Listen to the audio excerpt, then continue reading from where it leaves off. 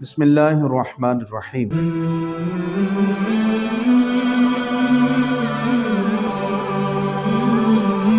ناظرین کرام، پچھلی ایک نشست کے اندر عرض کیا تھا کہ تصوف علم ہے۔ دیکھیے، آپ جب علم پڑھتے ہیں تو ہر علم کی تعریف ہوتی ہے اور ہر علم کا موضوع ہوتا ہے، ہر علم کی غرض و غایت ہوتی ہے۔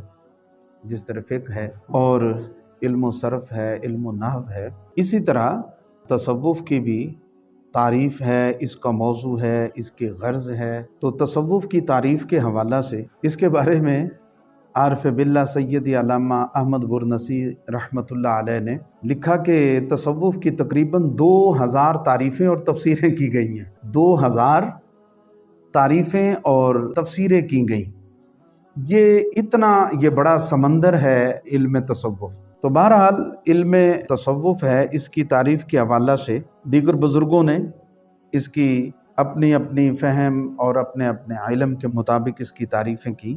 حضرت جنید بغدادی رحمۃ اللہ علیہ، آپ نے تصوف کی تعریف یہ کی ہے کہ ہر اچھی عادت اور طریقہ کو اپنایا جائے اور ہر برے طریقے اور عادت کو ترک کیا جائے، یہی تصوف کی تعریف ہے۔ اور سلسلہ شاذلیہ کے بہت بڑے عظیم صوفی بزرگ حضرت ابو الحسن شاذلی رحمۃ اللہ علیہ، آپ نے تصوف کی تعریف کرتے ہوئے لکھا، تصوف نفس کو عبودیت کے ڈھانچے میں ڈالنے اور احکام ربوبیت کی طرف لے جانے کا نام ہے کہ بندہ اپنی جو مقام عبدیت ہے، بندہ اپنے عبد کو، اپنی ذات کو، اپنے وجود کو ان عادات کا عادی کرے کہ اس کا جو جسم ہے، اس کی جو طبیعت ہے، دل ہے، دماغ ہے، وجود ہے، وہ اللہ تعالیٰ کی عبادت کی طرف راغب ہو اور اللہ تعالیٰ کی ربوبیت کی طرف راغب ہو۔ تو یہ اس کی مشق کرنا، حضرت ابو الحسن شاذلی رحمۃ اللہ علیہ فرماتے ہیں کہ یہ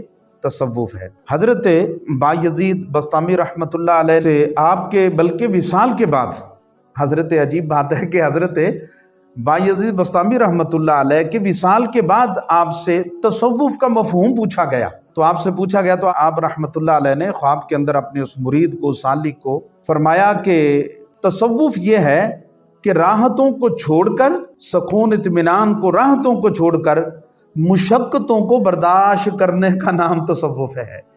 تو لہٰذا اس کی بہت ساری تعریفیں ہیں۔ تو یہ ایک مختصر سی جو میں نے آپ کی خدمت میں اس کی تعریف عرض کی ہے۔ تو اہل تصوف نے تصوف کا جو موضوع بیان کیا، ذات و صفات الہی ہے، اور اس علم کی غرض و غایت معرفت الہی ہے، جو کہ مقصود تخلیق انسانیت ہے کہ اللہ تعالیٰ کی معرفت حاصل کرنا۔ یہ تصوف کی تعریف، اس کا موضوع اور غرض بالکل میں نے اس کا خلاصہ مختصراً آپ کی خدمت میں عرض کیا، ورنہ یہ ایسا سمندر ہے نہ جس کی گہرائی اور نہ جس کے حد اور کنارے تک نہ کو پہنچ سکا۔ یہ ایسا ایک سمندر ہے۔ اللہ تعالی ہم سب کو اس میں غوطہ زن ہونے کی توفیق دے، اور اللہ تعالی ہم سب کو اپنی معرفت اور قربت نصیب فرمائے، اور اخلاق مذمومہ سے اللہ تعالی ہم کو نجات دے، اور اخلاق حسنہ سے ہم سب کو متصف فرمائے۔ والسلام علیکم ورحمۃ اللہ وبرکاتہ۔